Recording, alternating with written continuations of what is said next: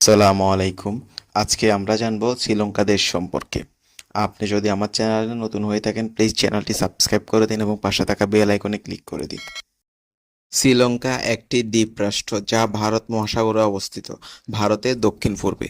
এই দেশটি বিভিন্ন প্রাকৃতিক দৃশ্যের জন্য পরিচিত, যেখানে রেন ফরেস্ট, শুষ্ক সমভূমি, পাহাড়ি এলাকা এবং বালুকাময় সমুদ্র সৈকত রয়েছে। দেশটির আয়তন প্রায় ৬৫,৬১০ বর্গ কিলোমিটার এবং জনসংখ্যা ২,১০,০০,০০০-এর বেশি। রাজধানী ও প্রধান শহরসমূহ: রাজধানী শ্রী জয়বর্ধনপুর কোট, প্রশাসনিক রাজধানী। বাণিজ্যিক রাজধানী কলম্বো, যা শ্রীলঙ্কার বৃহত্তম শহর এবং অর্থনৈতিক ও সাংস্কৃতিক কেন্দ্র।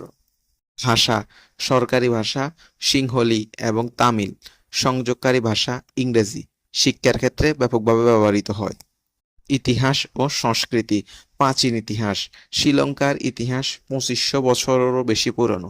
এটি ১৯৭২ সাল পর্যন্ত সিলন নামে পরিচিত ছিল এবং এটি ভারতীয়, আরব এবং ইউরোপীয় ব্যবসায়ী ও উপনিবেশকারীদের দ্বারা প্রভাবিত হয়েছিল।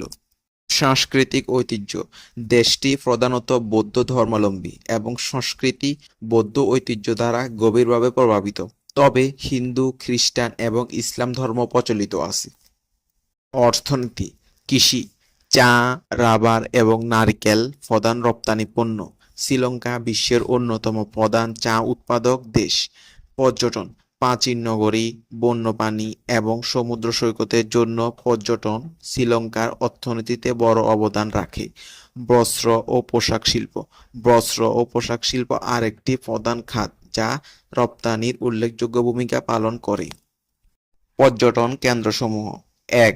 সিগিরিয়া, এটি প্রাচীন পাথরের দুর্গ এবং ইউনেস্কো ওয়ার্ল্ড হেরিটেজ সাইট, যা তার চমৎকার ফ্রেস্কো এবং সাজানো বাগানের জন্য বিখ্যাত। ২.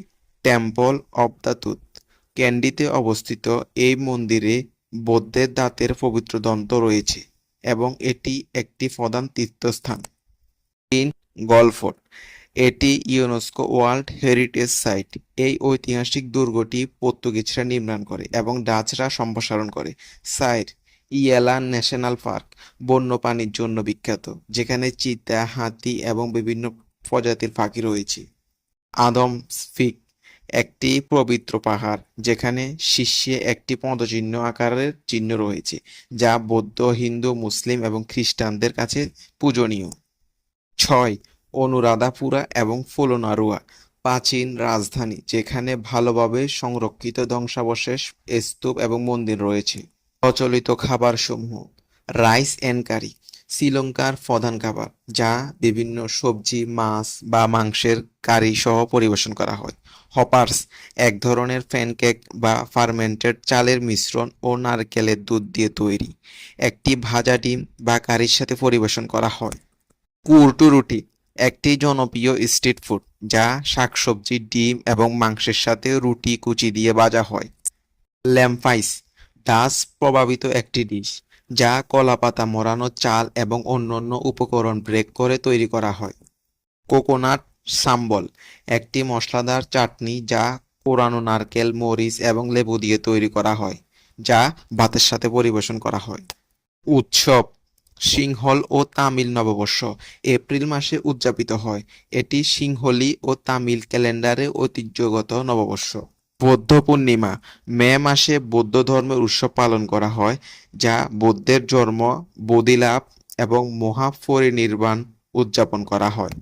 শ্রীলঙ্কায় ঐতিহ্যবাহী উৎসবগুলোর মধ্যে রয়েছে ক্যান্ডি এলাসা ফেরাহেরা, জুলাই বা আগস্ট মাসে ক্যান্ডিতে অনুষ্ঠিত একটি বিশাল শোভাযাত্রা অনুষ্ঠান যেখানে নৃত্যশিল্প, ড্রামার এবং শোভাবিত সজ্জিত হাতি অংশগ্রহণ করে।